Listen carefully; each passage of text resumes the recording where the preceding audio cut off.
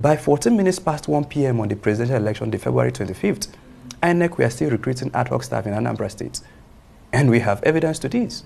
And so where you can't do the basic that we expect you to do, people have to now take an oversized interest in seeing and indeed policing INEC and other people to do their jobs. So the 25th of February election, remember I always said this, that this election of 2023 will be discussed for the next 10, 15, 20 years to come.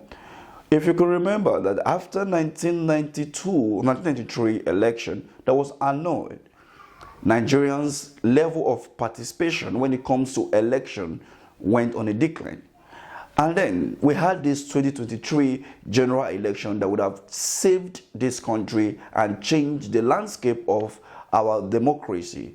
But we also saw what happened by the Independent National Electoral Commission and the affirmation by the tribunal as well as the Supreme Court that put to an end every litigation or argument about 2023 general election. Now we have the off-season election coming up less than 24 hours in Imo, Kogi, and Bayelsa State.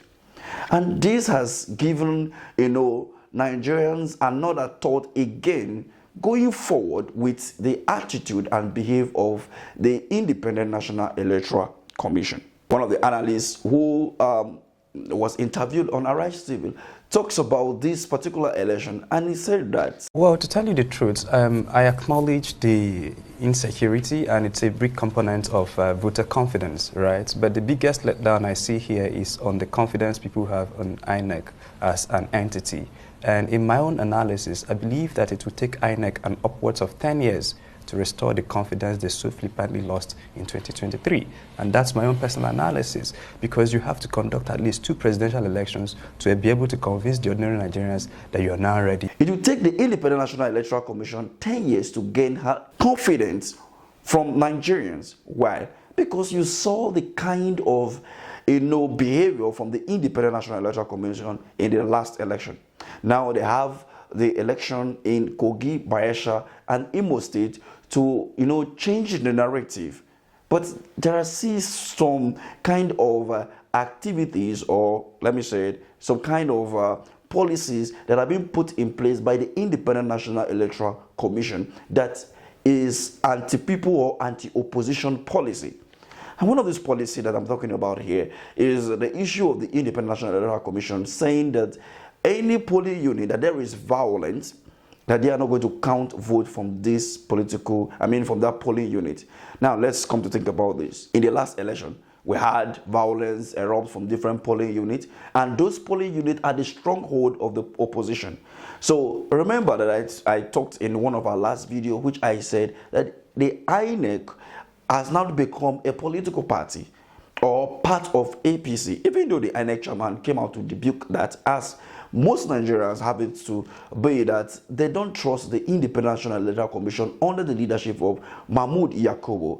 And it is very obvious. Now, if by what we are seeing, the prediction for Kogi, Bayelsa, and Imo State, where there is propaganda, moving from one polling unit to another by the ruling All Progressive Congress and some opposition parties who are planning to interrupt this particular election in those 3 states, as we have that there will be kind of violence in this election, of which, if this violence is to happen, it will come out in the opposition political stronghold, or even the ruling All Progressive Congress stronghold. So if it happens that the PDP candidate stronghold, is being disrupted, there is violence, that means you don't count those votes. And then you go ahead to announce the APC or the PDP candidate or Labour Party candidate or ANPP candidate as the winner of the election,